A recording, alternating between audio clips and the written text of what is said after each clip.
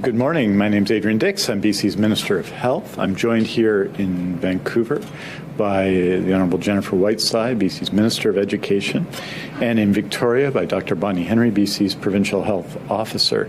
Minister Whiteside and myself are honoured to be here on the territories of the Musqueam, of the Squamish, of the Tsleil-Waututh First Nations. We're honoured to be here on their lands. Dr. Henry is on the territory of the Lekwungen-speaking people, the Songhees, and the Esquimalt First Nations. In today's briefing, Dr. Henry will be speaking first about the BC's response to the COVID-19 pandemic and a number of issues arising from that today. And then Minister Whiteside will give an update on the COVID-19 pandemic and the education system and the restart of schools. And then I'll finish with an update on a number of issues, and then we'll be taking your questions. So with that, it's my honor, as always, to introduce Dr. Bonnie Henry. Thank you very much, and good morning. As I don't need to say today, SARS-CoV-2, or what causes COVID-19, continues to persist, to evolve, and of course to surprise us in many ways. We cannot predict with certainty exactly what is going to happen, and we've seen that as things have evolved over this last 2 years. But we can, and we must, make educated or informed guesses or decisions based on the imperfect information we do have.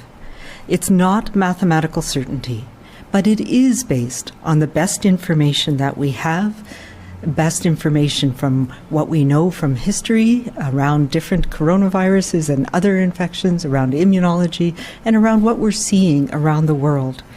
It is the best information we have, but it is by necessity imperfect. And in that context, that is where we are moving ahead now with how we're going to manage to get through this next wave, the Omicron wave here of the pandemic. We have all seen that the virus continues to spread, that Omicron is spreading very rapidly. And I said last time that where we had 1 or 2 generations of separation, now everybody, I believe, knows somebody or has somebody in their close social circle who's been affected by COVID-19. That means this is going to be a challenging month. But it doesn't mean that we need to stop everything. We know that the basics, the foundations of what we have in place, the things that we have learned to do, and the measures that we have in place currently are going to help us get through this month. As we've done since the beginning of the pandemic, almost 2 years ago, our goal is to mitigate the impact of this virus, to make sure we're doing our best to stop sickness and death, to make sure we're supporting our health care system so everybody can get the care they need, and to minimize the negative impacts of everything that we're doing on society. So we all need to continue to work together in this storm, in this version of the storm that we're facing right now. And as we've done in the past, we know that we have the means and the foundation for how to get through this Omicron wave. While some things are different, a shorter incubation period, which means some of those tools that we've relied on, we can no longer use effectively. But much remains the same. Staying home, staying away from others if we're sick, wearing a mask, wearing a good fitting mask, especially when we're around others. Vaccination has made it a different storm in many, many ways, and it means that the impact can be mitigated in all of us. It protects us, it protects our families, it protects our communities. So making sure that everybody has their first and second dose, and as you're eligible, getting your booster dose. Keeping your distance from others in those places where we don't know people, especially indoor places. Washing our hands regularly, keeping our gatherings small, making sure we are using the orders that are in place to mitigate and to prevent transmission in some of the highest risk settings. Earlier this week, I spoke as well about the importance of businesses reactivating the COVID safety plans. That was a strategy that we used very early on in this pandemic to really develop specific strategies for each specific business or industry. And these worked. These helped us get through the last number of waves, and they will help us get through this one too. It becomes more and more important as we're seeing that increased transmission in our communities. And And these safety plans are a measure to allow you to keep operating in the face of a significant portion of workers who may be unable to come in because they're ill themselves now with COVID. It is important that every business take this step now, which is why today I'm putting an order in place requiring COVID safety plans for all businesses in British Columbia. WorkSafe BC, and we've been working with many different industry tables and had many discussions over the past week or so. And WorkSafe BC is working with us in partnership again on these and has reactivated their supports for businesses and is available to address your questions. As an employer, we know that you have an obligation to do all you can to keep your employment environment safe and your employees safe. And I know the vast majority of businesses have stepped up without hesitation, and many have continued all of the measures from their COVID-19 safety plans from the previous iterations. This is about activating all of those layers of protection again to reduce the impact of the Omicron circulation in our communities and making sure we can continue to operate our businesses. It's about business continuity, and we know that this has proven to work to keep businesses open and to safely manage. This order is specific to industry and businesses and, of course, does not apply, as it didn't in the previous iterations, to childcare or post-secondary or the K-12, where we have additional other plans in place that are unique to those settings. These are the plans that saw us through up to now. It includes things like barriers and reduce crowding and making sure we can reduce the mixing of staff if need be, working from home if that's possible, and facilitating workers staying home if they are ill. These are the things that will work again this time. This week, our K-12 school communities have been working hard to put enhanced protocols in place and to plan for how we're going to weather this storm and ensure that we're able to provide those essential educational services to our children across BC. And I want to give my gratitude and thanks to all of the educators and school staff and parent groups and families across the province for what you have done in this past week, putting things together, and will continue to do as all students are returning to classrooms next week. It is essential, and it's a priority for all of us, that we keep schools open and functioning for our children. It's also important to remember that the structured settings that we have in school have been proven to be places where they can learn and interact with others and have that important emotional, physical, and intellectual growth and development in a way that is safe for everybody in that setting, and safer than many of the unstructured settings that children are in outside of the school environment. We know that there's a lot of anxiety, and it is always a challenge when we have more illness in our communities, how that's going to affect schools. And we've been working very hard this week to make sure that we have contingency plans in place for if staff are ill, if educators are ill, and for students. And public health will be working, as we have with all of our schools and our school districts, to make sure that we can support you in the safe return to full classes starting next week. Having said that, it's always going to be a challenge, and we're going to have to adapt to things as they arise.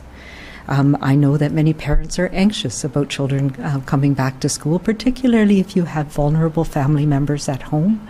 And I just want to reassure you that the things that we have in place will do our best to mitigate any of the challenges that we have. And it's important to remember as well, we have very high rates of immunization in school staff, and I encourage all the children who are eligible in schools now to get vaccinated as well.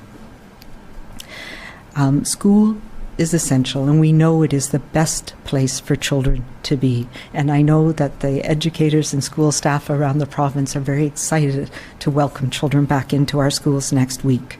We've also seen the remarkable resilience and adaptability of our school communities, and I know that's what is going to help us get through, which will undoubtedly be some rocky times in the next few weeks. On December 21st, we laid out in some more detail our plan for our expanded use of rapid antigen tests here in BC. And we've said that we focus on, particularly through to the middle or end of January, that we're going to be focusing on 5 key areas, making sure that we're supporting long-term care, our test sample collection sites, our testing sites, and that has been incredibly important, as many people have noted in the past few weeks, as we reached our capacity, both from testing, from the lab equipment, from the personnel and the reagents. We know that PCR testing is the most accurate, but it has a limit, and we've reached that limit in British Columbia. It's still an important measure, and PCR testing needs to be used for those where it makes a difference in terms of their clinical management. And I'll talk a little bit more about that in a minute. But because we've had the rapid antigen tests of the various different types of tests that we've had here in BC, we've been able to supplement our testing sites with the rapid antigen testing, and that has enabled us to make sure that people who do need a test can get access. We're using them as well for healthcare workers in acute care settings, in remote, rural, Indigenous, and other more vulnerable communities, to make sure that we can tell when Omicron in particular is entering those communities and support those communities in taking actions. And of course, we've been using them in an ongoing way, which we are expanding in businesses and other organizations. There has been significant progress deploying these tests since we talked about that, and I will defer to Minister Dix to give you some more of these details, but just to say that we have deployed close to 100,000 to long-term care, to support long-term care facilities, to testing sites. We're now over 400, close to 500,000 tests supporting our testing sites across the province, and we've got many out to rural and remote communities working with the First Nations Health Authority. So the tests that we have been moving out. They are all accounted for. And we are continuing to access tests for businesses and organizations as we get more of them in.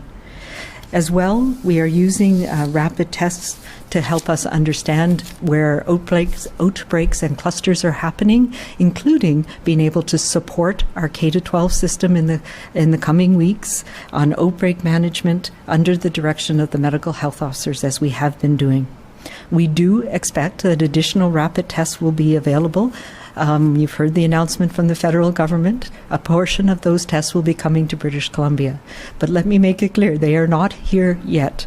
And when they begin to arrive, there are many different types of tests that will be arrived. Some of them will be suitable for self-administration, the lateral flow tests and the at-home tests. Those are the ones that we have been waiting for some time. And as they arrive, we will be deploying them. Again, starting with our priority areas. And one of those priority areas, of course, will be to support continuing in-school education in the K-12 system.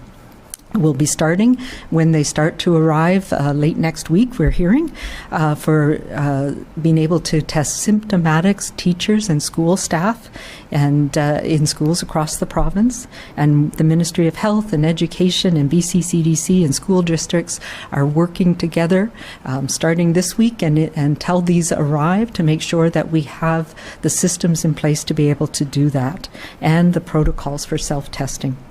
It's our expectation, subject to more of these at-home tests being available, that we'll be able to expand that in our school communities. And I've talked about this for some months, being able to provide it for kids, for children who are symptomatic in the school system, and eventually, as we get more available tests, to be able to support families to do the tests at home on symptomatic members of the family, of the children, to determine whether they should be going to school or not.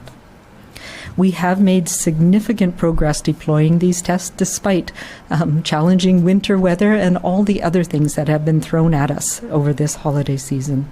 And we're continuing to break down the many tests that we have that come in kits that are too large to be used in an individual basis, and replacing the nasopharyngeal swabs with the nasal swabs that are needed for a number of the different types of settings that we have.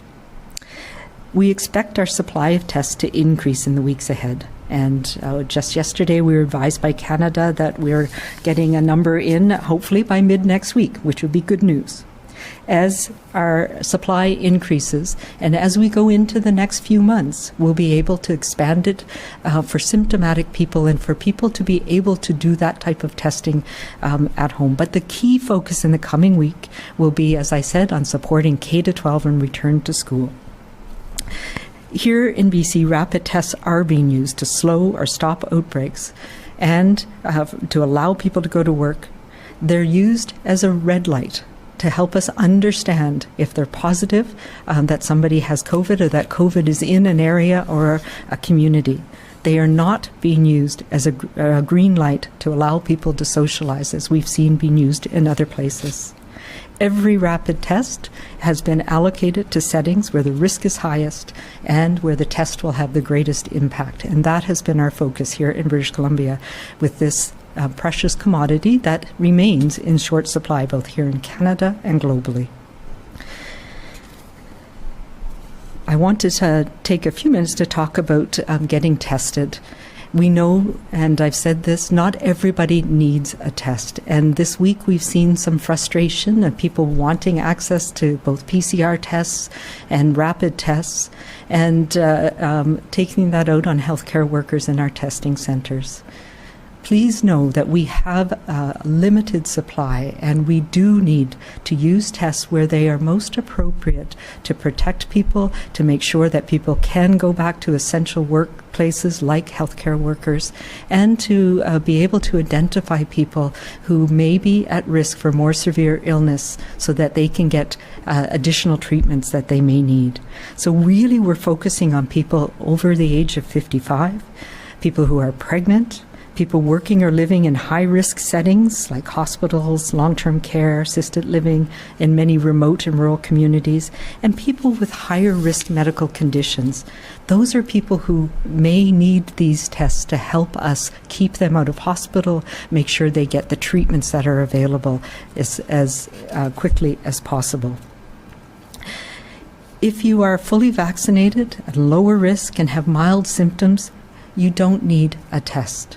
Omicron is spreading widely in our communities. If you have those mild symptoms, whether it's a runny nose, a cough, and you've been out in connection with other people, it's very likely that you have COVID. What you need to do is stay home and stay away from others, and manage your symptoms. And there's information on the BC CDC website about what you can do to help get through those symptoms over the period of your infectiousness and the period of your illness. For most people, we are seeing now with this new strain that the onset of illness is within a very short period of time after exposure, so about 3 days, and that the illness is mostly mild if you're vaccinated and you have that level of protection, and that it tends to go away within 3 to 5 days. So we are saying to people, if you have mild illness and you're vaccinated, stay home and away from others for 5 days. And then you can go about your business as long as you're feeling better and you've no longer have a fever or symptoms. And the things that you need to be aware of is that you need to continue to wear a mask when you're around other people, a well-fitting mask at all times, and to avoid those high-risk settings where the off chance that you might pass it on to somebody else. Not everybody needs a test, as I've said. They are a limited resource, and we need to use them to ensure people who need them have access, whether it's healthcare workers in long-term care, and access to medications.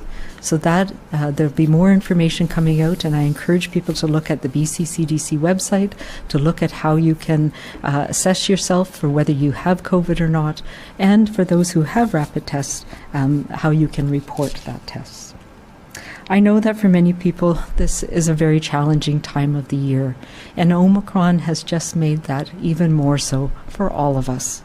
The days are cold and still short, and this has put an added burden on us all.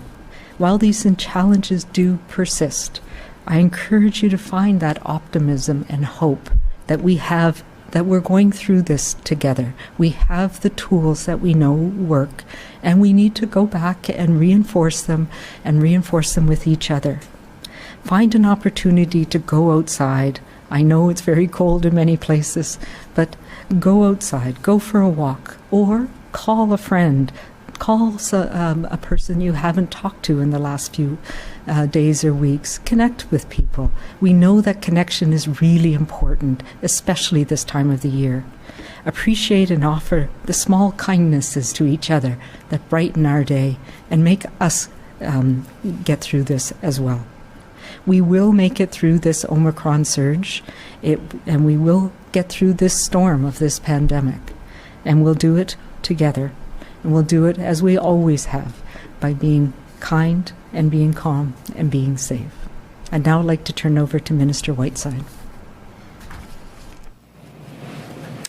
Thank you very much, Dr. Henry. Good morning, everyone. My name's Jennifer Whiteside. I'm BC's Minister of Education, and it's an honour to join you this morning from the traditional territory of the Musqueam, Tsleil-Waututh, and Squamish peoples. I wanted just to start by acknowledging that, we've all been living through this pandemic for now what feels like a lifetime, and yet here we find ourselves again in a new and very different phase with this latest variant.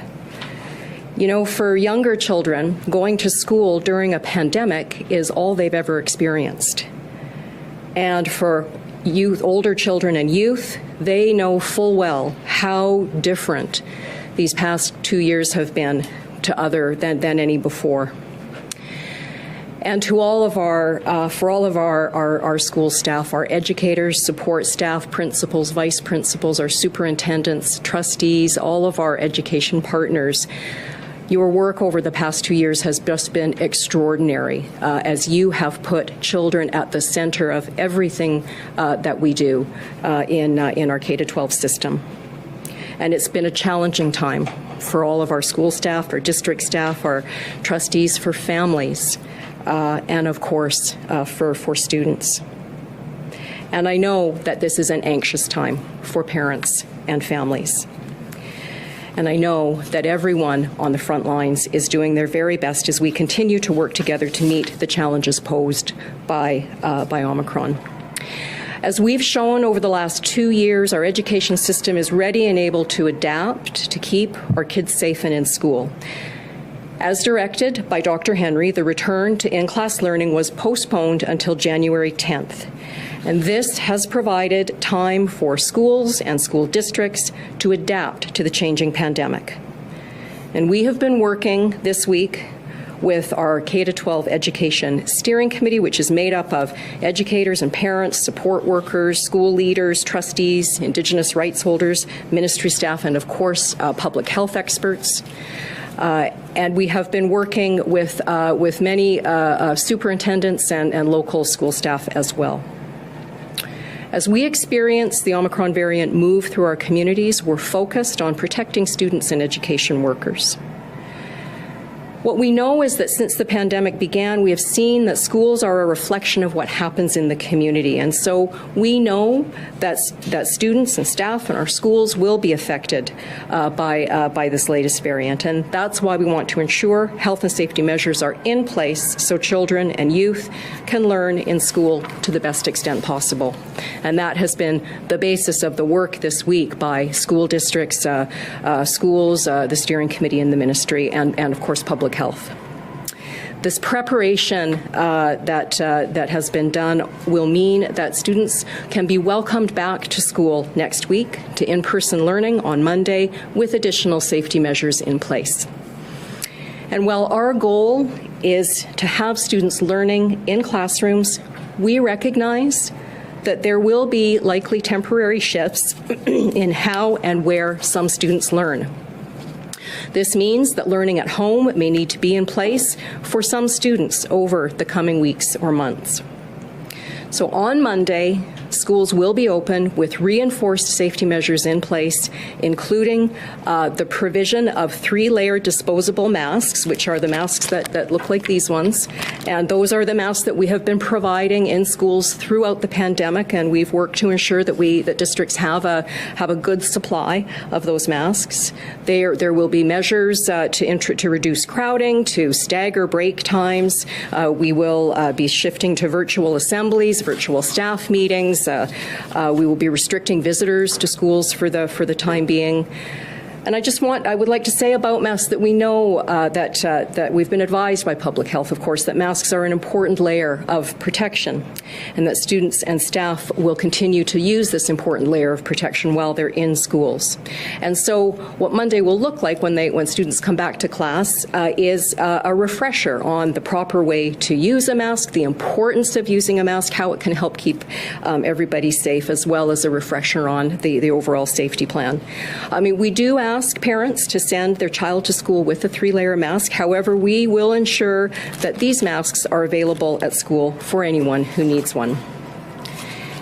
And it is critical that every single day before coming to school, students complete a daily health check, staff as well, to stay home if they have any symptoms. When it comes to communicating with the school community what's happening in our schools with COVID, I understand that parents and caregivers want to know what's happening with COVID in schools. And so we have worked with public health on a system to ensure that we can continue to provide communication to parents. This is going to look, though, very different from what has been in place before, because as public health has advised us, individual case management and contact tracing is no longer a helpful tool for us in tracking cases in schools. We need a proxy to understand what may be happening with COVID in schools. And so that proxy will be school attendance. Schools will be monitoring attendance rates closely and will notify public health and the school community if attendance dips notably below typical rates for this time of year. And that will trigger a response from public health, which may include investigation. It might include the use of rapid tests to get a better understanding of what's happening on the ground. Now, I do want to assure everyone that, of course, our school medical health officers work very closely with school district leadership on a regular basis, a day-to-day basis, and that, of course, will continue. To help with effective information sharing, parents are encouraged to report rapid test results to public health and to ensure they contact the school if their child is staying home because of illness. By working together, we will be able to best understand what's happening in our school communities and to determine how and what to communicate with parents. I want to say that I know that there is a lot of anxiety right now, and I know that there will be bumps in the road ahead as we navigate the next few weeks. It's a difficult time for students, staff, and families, and this pandemic continues to present challenges for all of us in our communities. The work that our schools and our district staff have done over this week with our partners has helped to develop plans and prepare for continuity of learning in the event that a school needs to shift to home-based learning for a period of time. So our goal there is to minimize the disruption to learning to the greatest extent possible. I want to say as well that vaccination, of course, remains such a critical tool to keep our schools and communities safe. And it is terrific news that so many teachers, of course, have been vaccinated in BC. We know, the vaccination rate amongst teachers is upwards of 95%, according to the Teachers Federation. And we know that last year public health prioritized many school staff for vaccines when vaccination became available. And I understand that many teachers and school staff will have already received their boosters or are in the process of receiving their invitations to book their booster. And, the news of vaccinations available for the 5 to 11 age group has been a very hopeful development, and I know continues to be a priority with respect to our vaccination campaign. And I strongly encourage everybody who is eligible and parents to book their appointment to have their young one vaccinated.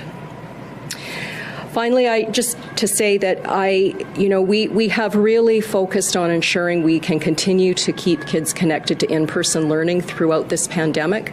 Extraordinary work has happened to achieve that goal, and it's been challenging, and we're not out of the woods yet. But we have risen to meet the many challenges in this pandemic, and our ongoing work together will help ensure that students have safe spaces and places to learn as we work to manage the disruption of Omicron in our K-12 system. That's our goal and commitment for today, and to work to this end until we put this pandemic behind us. Thank you very much.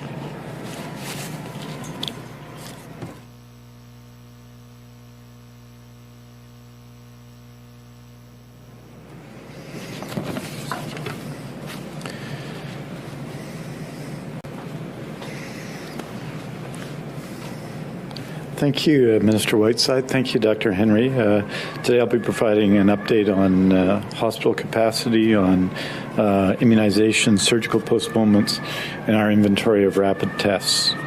With respect to the number of people in our hospitals today, we have, as you know, as we've discussed before, 9,229 base beds in our hospital system, and 2,353 surge beds.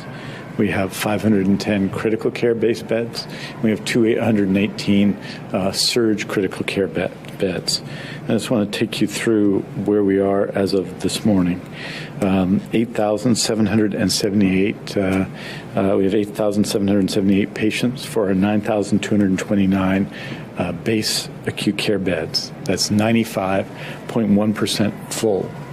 That number in itself is not surprising. It's our expectation to run at that level. In fact, a year ago, 2 years ago, I should say, prior to the COVID-19 pandemic, we were running at about 103.5% on these beds. So that's where we are now. With respect to the 2,353 surge beds, 593 of those are full at the moment, for a total of 25.2%. With respect to critical care beds, I should say, of the 510 base beds, 454 are occupied at the moment. Of the 218 surge beds, 223 are occupied. That's 89% and 10.6% respectively. As I've noted, and as we've noted, the reason why government has taken, the ministry, the provincial health officer, and the health authorities have taken action to delay non-urgent scheduled surgeries in these times is in part to ensure that we control or limit hospital capacity so we have space for patients with COVID-19 who may need hospital care. And in addition, and just as importantly, to deal with issues of medical absenteeism, in other words, people who are unable to come to work because they are sick.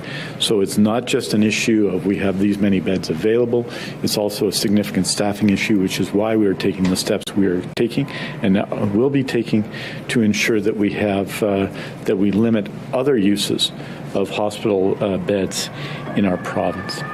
With respect to immunization, the last 2 days, administered more than 100,000 vaccines, overwhelmingly third-dose vaccines in British Columbia. So that's over 100,000 in the last 2 days, 50,000, more than 50,000 each day. As of now, we have 4,391,912 first-dose immunizations and 4,132,009 second-dose immunizations.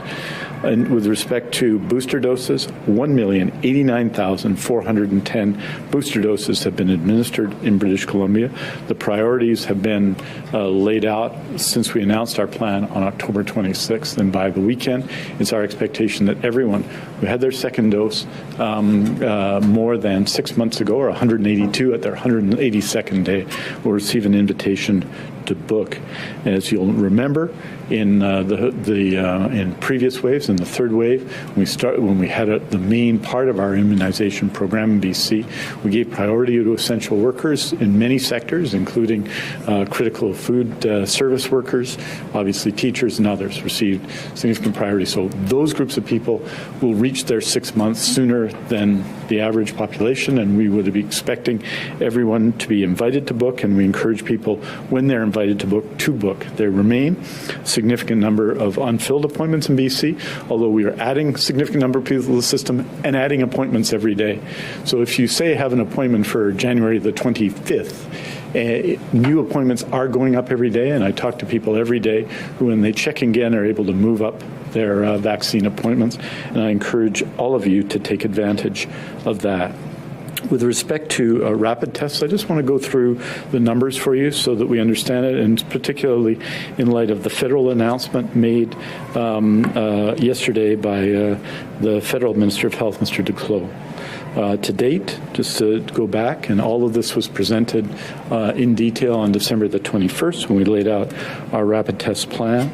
BC has received 3,891,447 rapid tests and deployed 2,752,335 of these tests to key strategic areas. Up until December 15th, BC had distributed 1,266,513 rapid tests across 5 key areas: long-term care, provincial corrections, rural, remote, and Indigenous communities, case contact and cluster management, and businesses and organizations through the point-of-care screening program. On December 21st, we outlined a plan to continue and expand the use of rapid tests to COVID-19 testing sites, long-term care, healthcare workers, rural, remote, Indigenous, and vulnerable communities, businesses, and organizations, and medical health officers to support case management and outbreaks. Between December 15th and January 5th, we deployed 1,485,822 tests to these areas. Just over the last 3 weeks, BC has delivered 207,030 tests to long-term care facilities in BC. 20,000 of these tests, in fact, were delivered yesterday, 87,000 prior to yesterday, and 100,000 are in the process of being delivered. That leaves in BC a current inventory of 1,139,112 tests. Approximately half of the current inventory of tests, 561,672, are not suitable for deployment for takeaway or personal use. They require special equipment, administration by healthcare professionals, and cannot be broken down or repackaged for self-administration. These tests will continue to be used. Those tests, all of them, will continue to be used by medical health officers in appropriate settings to manage clusters and outbreaks. That leaves 577,440 tests that are more suitable for self-administered use, approximately 1 for every 10 British Columbians. And then there would be, but of course, there are requirements for healthcare, long-term care, remote communities and First Nations, and other high-risk settings. And of course, as has been described by Dr. Henry today, as we move forward through K-12 and post-secondary in the coming weeks. These 577,000 tests will be used for symptomatic healthcare workers in acute care and for COVID testing sites, as well for businesses and organizations through point-of-care screening program. The remainder are in the process of being repackaged with nasal swabs to replenish supply at testing sites and acute care, long-term care, and rural, remote, and Indigenous communities. As you'll note yesterday, Canada signaled its intention to deliver 140 million rapid tests that have been sourced for provinces and territories. BC's share of those tests, 13.5% or over 18 million, are expected to be received through January and February. However, the only tests that have been committed to BC with certainty are approximately 600,000 tests that are expected to arrive in BC over the next week. 90,000 of these tests will arrive in Vancouver today. 310,000 are on their way and expected to arrive early next week. And a further 200,000 are expected to arrive by late next week.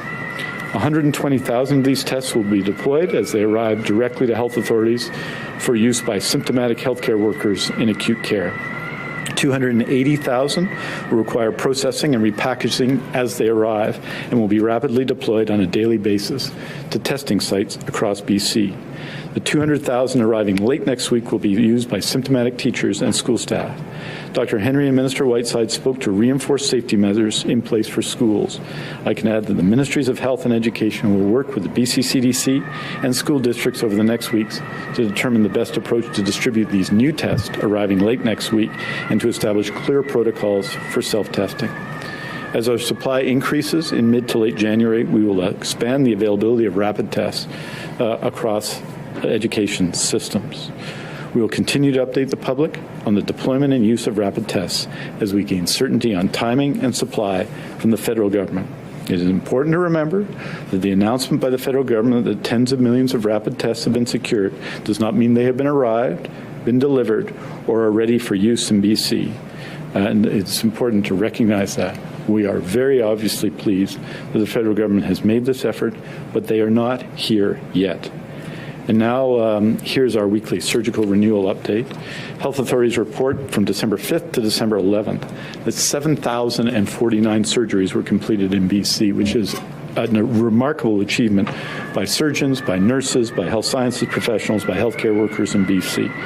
While urgent and non-urgent scheduled surgeries are continuing around the province over the holiday period, health authorities postponed in that period, December 26th to January 1st, 38 non-urgent scheduled surgeries. That's 2 in Fraser Health, 5 in Vancouver Coastal Health, 4 in Northern Health, 27 in Interior Health.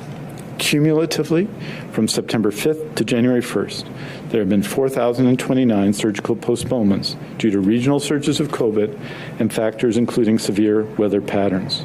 Patients are anticipating their surgery and are anxious about it and are ready to make that next step. Everyone involved in delivering surgeries, and by now I think all of us really, understands that no patient ever wants to receive a call postponing their surgery. Almost 2 years ago, when our first postponement started, we made a commitment. Right then we said, you are not forgotten. Right then we said, we will get you your surgery. And that is exactly what we did. And that's exactly what we'll continue to do. Several times now, the persistence of a virus that spreads to live has perhaps tempted us to dwell on what we can't do. Yet each time we've responded by focusing on all that we can do together, using the power and the ability we have to loosen COVID's hold.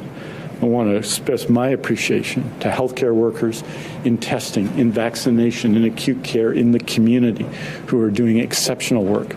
And I want to express my appreciation to everyone in BC who is, I believe, doing their part to help all of us, help each other, help our friends, our neighbors, to care for one another in the COVID-19 pandemic, to use the tools and the power that we have to address a very challenging time in the world. Over the last 7 days, test positivity in BC has run about 24% in COVID-19. It's been relatively stable on a day-to-day average, but it's been stable at a very, very high level through more than 100,000 PCR tests, so an exceptional sample of where we are in British Columbia with respect to the pandemic. That is very high test positivity rates.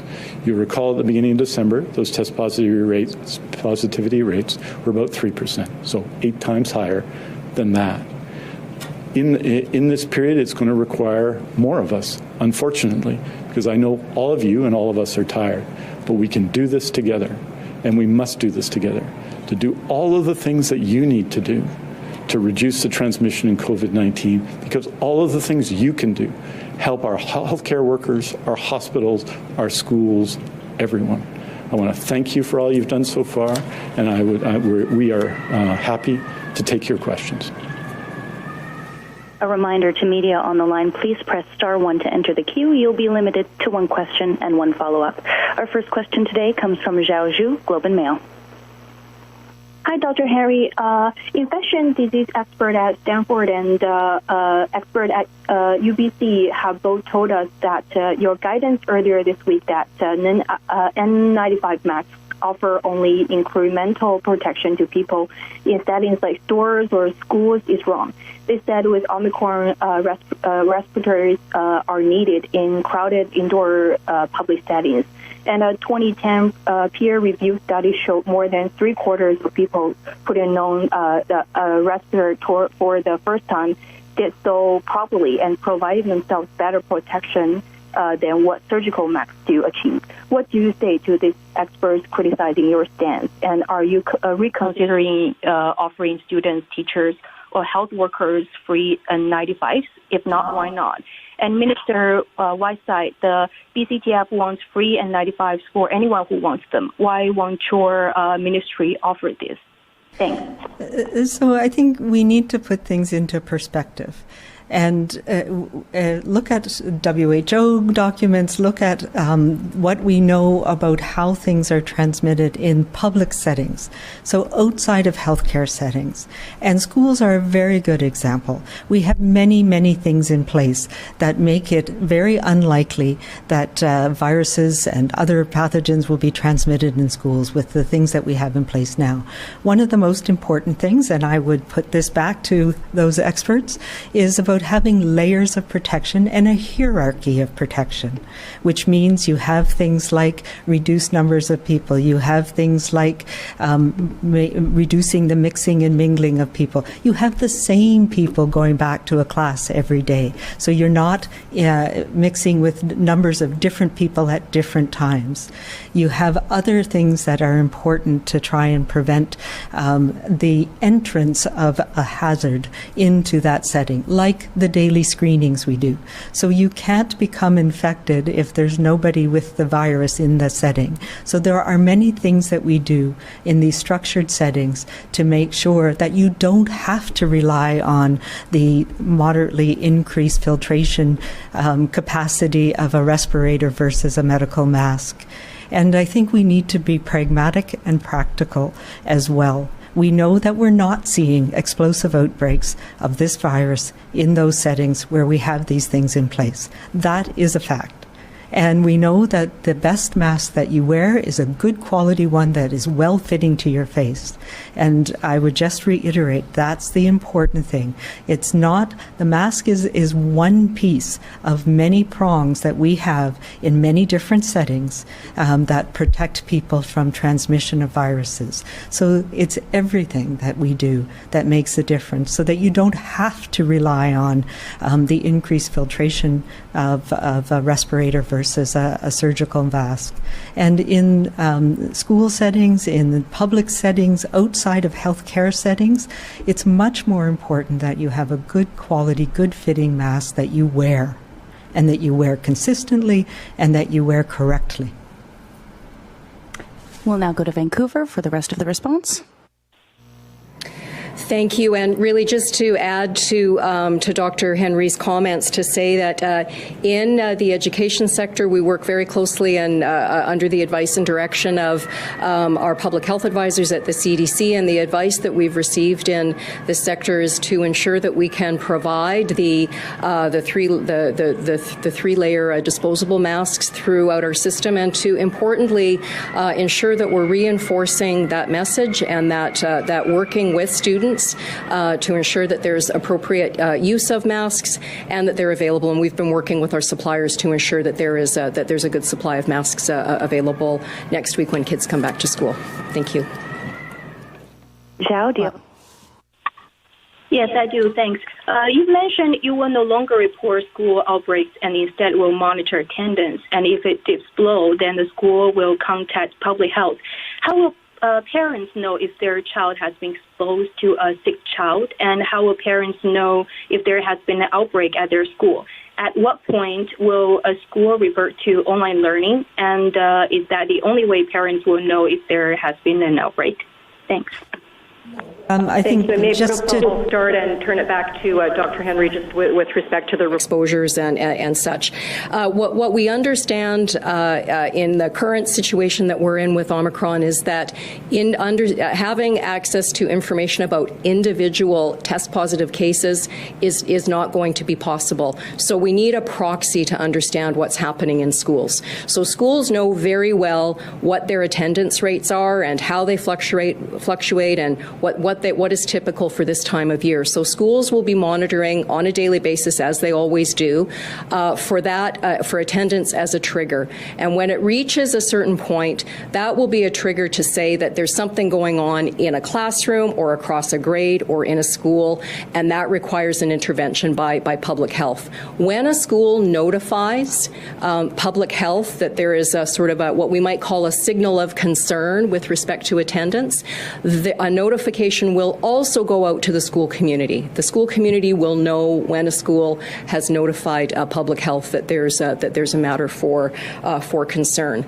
And with respect to a shift to home-based learning, that is a decision, a call that schools will make based on their assessment of what is happening with their own workforce in terms of do they have enough staff to be able to operate the school, to operate classes safely. And so those again are situations where likely the decision will be made quickly, but parents would be notified that will happen. There will be a short time for transition, and then home-based learning will commence. And those are the very plans that schools have been developing and are ready to put in place. That's been part of the work of this week. And perhaps I can turn it back to Dr. Henry for the question about exposure notifications. No, thank you. I think that summarized it really well. And just to be very clear, we are always going to notify parents of outbreaks. That is not changed. And that's what we do for other respiratory infections, measles in classrooms or in school settings, other outbreaks that happen as well. So it is not going to change that. And how we'll understand if there are outbreaks is by monitoring things like attendance and people, both staff and students who are off ill. So that continues and remains in place. What we are no longer able to do, and it makes is not right now, is those individual case exposures that were being notified over the past couple of months and years. So because of the way this is transmitting so rapidly, and we are no longer doing individual case and contact tracing in the community because of the change in the parameters that we're seeing with Omicron. It's not effective to do that because of the short incubation period and the rapid transmission. So we cannot rely on individual case and contact tracing. So that is why we're no longer be able to do individual case exposure notifications in schools. So that will change. And it will change to be trying to understand if there's a risk of an outbreak and being able to take action if we see absenteeism increase. So those are the changes that are necessitated by the way that this new strain of the virus is transmitting. Thank you very much. And a reminder to media on the line, please do limit yourselves to one question and one follow-up. That will allow us to get to as many of your colleagues as possible. Our next question goes to St. John Alexander, CTV. Afternoon. Yes, we are. Good afternoon, everyone. This question, I guess, is for Dr. Henry and Mr. Dix. I'm hoping you can help me understand the definition of outbreak, especially in care homes and acute care. What do you consider an outbreak? We're also hearing that it's really just for an uncontrolled spread. Is that true? It's only for an uncontrolled spread? That's what you consider an outbreak? Or what do you consider an outbreak? So we have had an outbreak in long-term care and acute care has been defined for COVID for some time, and it is more than one staff person, depending on the situation, or a single resident or patient who's tested positive for COVID-19. So that's what triggers. A single staff person triggers an enhanced monitoring and testing, and if more people turn up positive, then that is declared an outbreak. But a single resident case or patient case means that somehow there's been transmission within that setting, so that's where an outbreak is declared. Do you have a follow-up, St. John? I do. Thank you. I'm also looking at, I know you were talking a lot about the hospitals and the shortage of staff there. And I know there's some doctors and nurses who are COVID positive, and there was a lot of talk about whether they should be allowed back in the hospital to help treat patients and do their work. Where are you in that? Will you allow doctors and nurses who are COVID positive to work again? So I've said this quite a few times, but I'll say it again. We have health human resource planning in place right now that has been since the very beginning. We have principles that we use, things like calling people back from vacation and time off, extending hours, having people work in different areas. So there's a whole series of things that we do to try and manage when people are off ill as COVID is spreading through the community. So these things have been in play and are continuing to be put in place. One of the last resort, if we get to that point where it will compromise care for people, then we might be we have a fitness for work protocol, it's called, for healthcare workers who are infected with Omicron, who have very mild symptoms or asymptomatic, and they can come back under certain conditions if needed. So as I've said a number of times, this is a last resort. We, of course, do not want to have people who are ill working for a whole variety of reasons, for their own health and as well the risk that it brings to the setting. So there are protocols in place for when it might be needed and where people would work. For example, we would not have somebody who had mild case of COVID working on a cancer ward. They would work probably with COVID patients, for example. So those are things that we have protocols in place that have been dusted off again to make sure that if we get to that point, we have a process that allows, if necessary, people to work if they have mild illness and they're able to work. Now over to Minister Dix in Vancouver. Just to say that this is why we made the decision weeks ago now that as of January 4th, we were going to delay non-urgent scheduled surgeries in our province. And we're obviously assessing that on a week-to-week basis. But that's one of the ways we have, and it comes at a price, but it's one of the ways that we have to reduce the number of people in the hospital and allow us to use our staff more effectively to deal with the circumstance of the Omicron variant of concern. In long-term care and in acute care, there is significant planning that's taken place at every stage of the pandemic. You'll note in August of 2020, we announced a plan and a detailed plan of our health human resources strategies for that fall and winter. And fortunately, in that fall and winter, we saw fewer, for example, influenza cases than we typically see. The challenge in January is that there is typically more people in our hospitals in January, such that in this date, before the COVID pandemic in 2019, there were well over 100% of base beds full at that time. There are more other kinds of illness, more people dealing with things such as influenza, but other respiratory illness, particularly vulnerable people, and other conditions that people are facing. So that's why we've taken action in the areas that we have control to give ourselves the best chance to deal with this. So what you're talking about, Cindy, is something that might be envisioned at some point in the future in order to address something. But right now, the current rules and the continuing rules apply. We want people who are sick to stay home. For the next question, we go to Richard Sussman, Global News.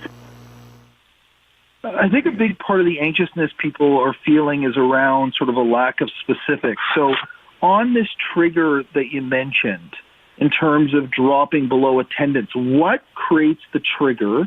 And the other thing I've heard from a lot of people in the system is at what point does a school close for functional reasons? Is it 20% of staff not available, 30% of staff not available? At what point does a functional closure get triggered? And for families, they are concerned about when they even send their kids back. So when is it safe if you have COVID symptoms but can't access a test? When can you send your child back to school? If you're 5 to 11, does it even matter if they've received a vaccine or not? So perhaps I'll start, and then Minister Whiteside can respond as well. Yeah, this has been a really challenging thing for parents all along. Is it COVID? Should I keep them home? Is it that runny nose that's been going on for a long time? So those decisions right now will continue to be those challenging ones. I would say, if in doubt, keep your child home right now. And yes, it does make a huge difference if they're vaccinated, especially the 5 to 11. And I would encourage all young people to get vaccinated. We know, and we're seeing increasing evidence, Omicron does affect younger people, and it's more upper airway, and there's some concern that it can exacerbate asthma more likely than some of the other variants that we've seen so far. So that there is good protection even after dose 1. It helps. So that is important, to get children protected from getting sick from this. And yes, it's going to be a challenging thing as we, get more and more, hopefully, of the at-home tests available. We'll be able to support families in being able to do that. And that's something that I've been wanting to do for a long time, but we have not yet had those types of tests available in Canada or in BC. So that is coming, but it's not going to get us through this next few weeks. We need to continue to use your good judgment, and parents know kids, and if in doubt, keep them home for a day. If it's getting better and resolving, then you can go back into school. So that's how we're going to have to manage this through this next little while. In terms of the cutoffs and when the absenteeism, we're looking at 10% above normal, and these are things that will vary a little bit depending on the school and the district and how they're able to bring other people in to support. So there's no one cutoff in terms of what would lead to a functional closure, and I think Minister Whiteside can address that in more detail. But each principal, each school staff, they understand the regular pattern of absenteeism in our kids who are off sick, staff absenteeism in their schools, and the patterns that they see. So we in public health have been working with them to have the protocols that are in place to support administrators and to connect when they have a concern, so that we can help in the investigation of determining exactly what's happening in that school. And Minister, did you want to add to that? Yes, thank you, Dr. Henry, and thank you, Richard, for the question. And just to reinforce, educators know their classrooms, principals and vice principals know their schools, and superintendents know their districts. So they know what is a general level of absence on any day in the system, where a number of students and staff would not be at school for a number of different kinds of reasons. So they know what that level is, and if it's 90% and their attendance drops down towards 80%, then that will be a trigger. But they will also be monitoring on a daily basis to understand and to see what's happening in their school. And if that trigger is, if absenteeism if attendance rather is higher or slightly lower, that is that is what a school will use to help assess whether there is what we're calling a signal of concern that needs attention from public health. With respect to functional closures, it will look different from district to district. We have almost 1,600 public schools in the system, over 300 independent schools. We have a lot of different sizes and varieties and shapes of schools, and so it's different in a school of 300 students versus a school of 18 or 1,900 students. In Surrey, the superintendent has said that generally, when they're looking at a staff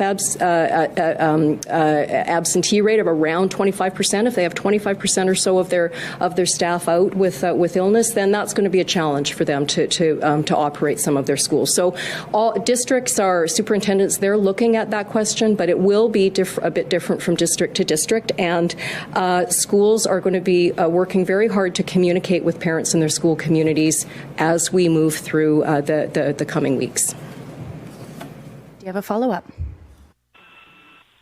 Dr. Henry, with the announcement today around the COVID safety plans, how quickly do they come into place? And did this have anything to do with the announcement we found out today that the Canucks would be postponing their game tomorrow. Like, was there any conversation with the team that there was going to be a reduction in capacity or a change in rules that made it impossible for the team to operate? And for Minister Dix, with the concerns yesterday at the convention center, people waiting more than 2 hours to get their vaccine, have changes been made there? And are you worried about the fact that hundreds of thousands of people will be hitting 6 months in the next few weeks, and we just don't have the capacity there yet to manage this influx that's coming? So I guess I'll start. In terms of the COVID safety plans, I've been engaged with many different sectors and industry sectors, as have some of our team over the last few weeks. And many of the sectors, I think of the food processing plants, for example, they really embraced the measures that were put in place and continue to have them in place. I know in some places and some retail places, they've taken away some of the barriers and they've changed things. So it is a move to go back to those. It will be an order, as I've said, and it will be transitioning to getting those back. It's a consultative process as well, and that's part of the how they have worked so well. It's between the employer and the employees, and it'll be publicly posted.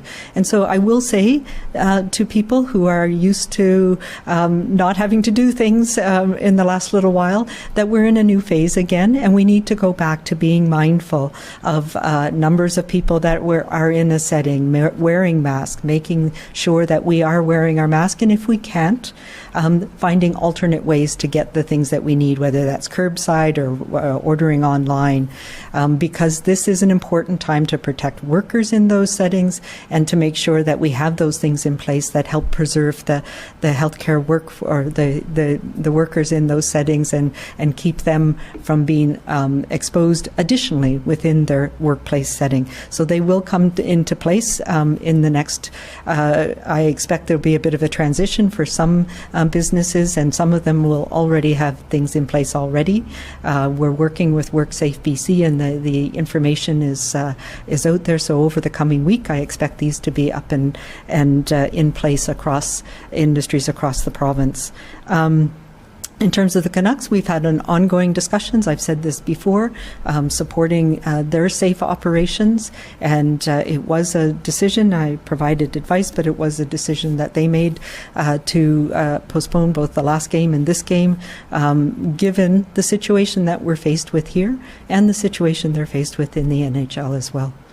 Now over to Vancouver.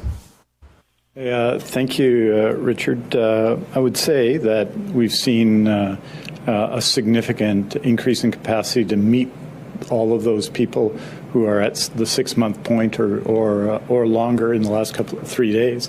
142,000 vaccines administered in 3 days, 101,000 over the last 2 days, including yesterday at the convention center, 5,000. Now, at the convention center, there's two sets of things to remember. We ramped that up from 0 to 5,000 very quickly.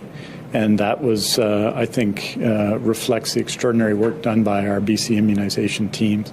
A significant number of people at the convention center yesterday, and it caused a bit of a challenge for us and for people.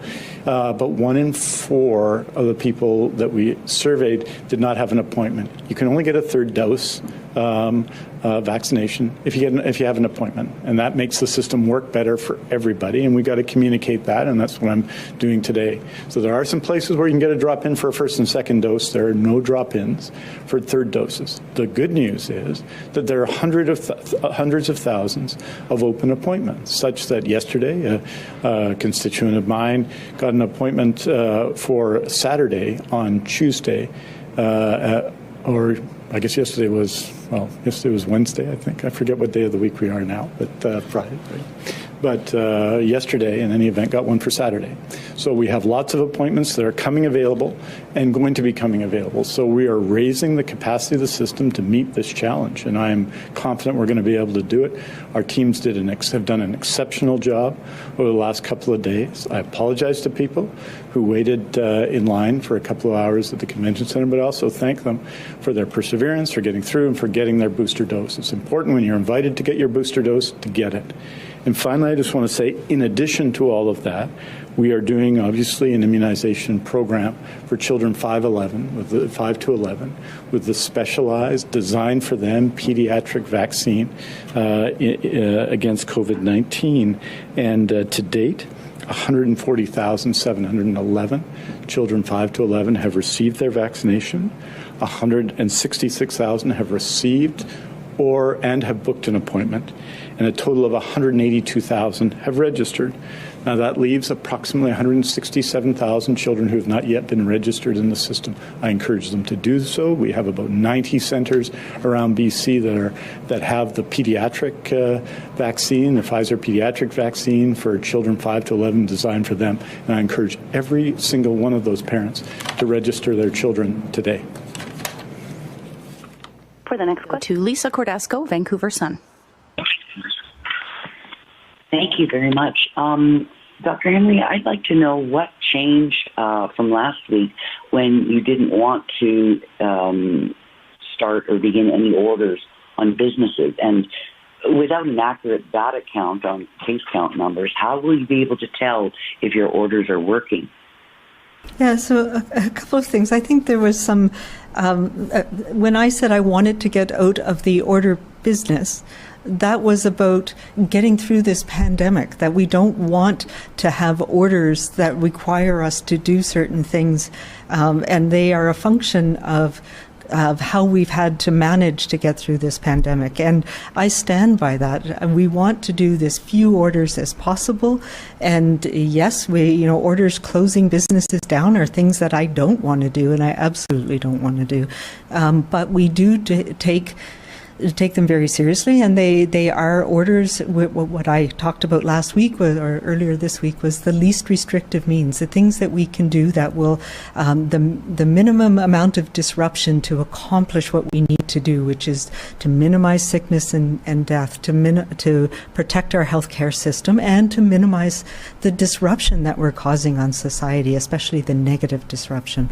So this is one of the things that has worked for us in the past, and consultation with industry, it makes it much cleaner if we have an order, and that it lays out all of the requirements under the order. So that's why we're doing it. I didn't mean to imply in any way that I wouldn't do orders if they were necessary. It's mostly we want to get through this part so that we can come back to learning how to live with this as another respiratory virus in our lives, and we're not there yet. But I do think we will get there, and we'll get there as we get through this wave, and hopefully into the spring. I think it's going to be a very different situation for us, and I won't need to put in orders anymore. And I'm sorry, I lost the second piece of what you said, Lisa. Sorry. How difficult is it to judge whether the orders are working if the data you're able to collect on case count? Yeah, so case counts have only been one thing that we've, and to be honest, we've been trying to move away from the daily case counts as an indicator of what's happening, because they only reflect case rates and testing rates in different areas. So it's one of the surveillance markers that we use, and it's very consistent. So we've been using the PCR daily case counts, but really, as we introduced over a year ago, the 7-day rolling average gives us a better sense, because that takes into account daily variations that we see in different testing centers and testing sites. So it is one indicator, but it's not the only one by any means. Things like we talk about quite a bit, the percent positivity. So that is a marker that tells us over time. In a number of our modeling sessions, I present a number of other things that we look at, whether it's hospitalizations, ICU, the percent of testing, the rate of testing, in different age groups and different communities. That helps us put the testing and the daily counts in perspective. We are also, we have an online reporting for rapid antigen test positivity, and that's expanding. It's going to be available by early next week for everybody in the province, and we are getting some information from that. It is limited because we don't have a denominator. We don't know how many people actually are using it, but it does give us a sense of what proportion of tests that are reported are positive out of the ones that we've distributed. So it's an imperfect marker. I talked a lot about, in our last modeling, about the wastewater surveillance that we're doing in a number of different areas. So there's many different streams of surveillance that help us get an understanding of what actually is happening with the pandemic and the trajectory of the pandemic in BC. Now over to Minister Dix in Vancouver. I just want to note on this point that Dr. Henry, our teams in public health, brought in new orders December 20th, December 23rd, December 29th, and December 31st.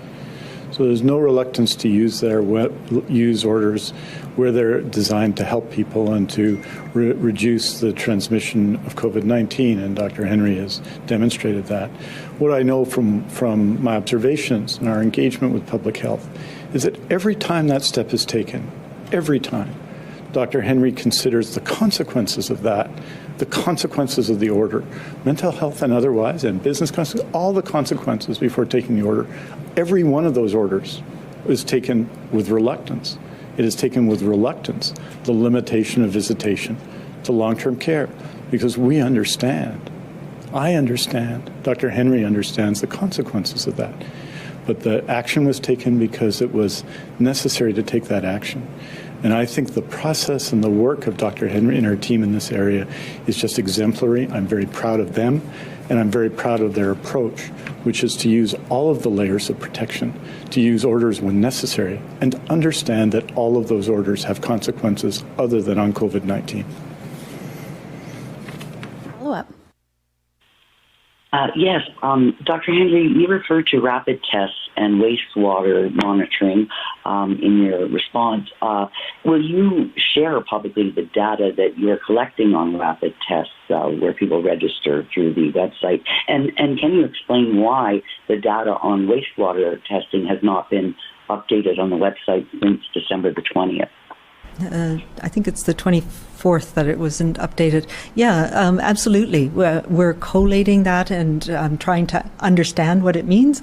And I fully intend to make it public once we have an understanding of how to best present that and how to interpret it. These are not easy things to interpret. As I mentioned, I'm talking about the online reporting of rapid antigen test positivity.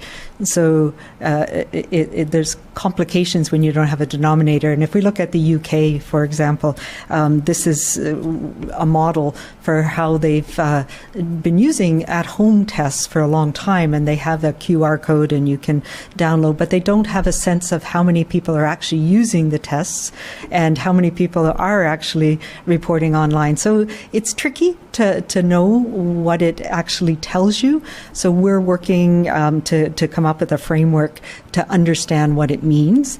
And yes, I'll absolutely be presenting that. And the reason that there was a pause in some of the reporting of the wastewater surveillance is because particularly at the wastewater sites, it takes time and people to do the type of testing, and those people needed a break over the holidays, so they spent time with their families, and we suspended some of the data collection for a short period of time. But that's been now that they've been able to have a little bit of time.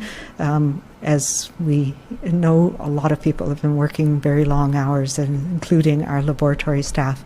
So that surveillance will be continuing. Next question, Christopher Folds, Kamloops This Week. Hi, thanks for this opportunity. I just spoke with an employee of a long-term care home here in Kamloops, and they say, and I want to clarify if this is the right policy, they say they give rapid tests to essential visitors, but the visitor then just goes in and visits while the employee waits for the results of the test, because that takes about 15 minutes. They said there was 3 today in which the essential visitor does the rapid test, then goes in to visit. And I said that doesn't make any sense. And the employee says even if it's positive, they're allowed to go in because the rapid tests aren't as reliable in the Omicron detection. Is this the policy, or is she wrong? That's not the policy that we would have in place. No, I think that's a loose interpretation of the policy, and so I would encourage them to review their protocols that they have in place. And I know that we've been working with the care homes on how to put those protocols in place across the province in the last little while. Chris, do you have a follow-up? Yeah. The thing you talked Chris. about, whether the rapid tests are as good for Omicron, and there's limitations to the rapid tests, and heaven knows I've said that a few times before. But if they are positive, it is a good indication that you should not be visiting that day. And depending on the person, they may need to have another test. But there is some concerns out there that Delta is better detected by an NP or a nasal swab, and Omicron might be better detected by a throat swab. It's mostly theoretical right now, and the nasal swabs that we have and the rapid tests that we have seem to be working just as well from what we can tell for Omicron as for Delta and the other strains that we're seeing. So not perfect by any means, but still the nasal swab is the way that we would recommend doing it right now. There is some in the lab circles discussions about whether you do a throat and a nasal with the same swab, but for now, the data that we have supports that using them with the nasal swab right now is as good as we can do right now. Chris, do you have a follow-up? Unrelated follow-up. That's to with hospitalizations of COVID patients. Can you clarify how they are counted as COVID patients? If a person goes to the hospital for non-COVID related matter, let's say a car accident, they have broken bones, but in the course of being admitted, they test positive for COVID, even though they're asymptomatic, are they then counted as a COVID patient, or are COVID patients only counted when they go there and they're really sick and they have to go in the hospital? Yeah, so this is something that I've talked about a few times before as well. There's several different ways that we look at hospitalization with COVID, and we are working through it, as are our colleagues across the country. And we had a discussion on our Chief Medical Officer of Health call about this very thing, especially now where we're trying to understand the severity of illness with Omicron. So we're trying to tease apart people who are in hospital from COVID, people who are in hospital with COVID, and people who are in hospital because COVID exacerbated one of their underlying conditions. And it's not easy to do that except by going and looking at every individual chart.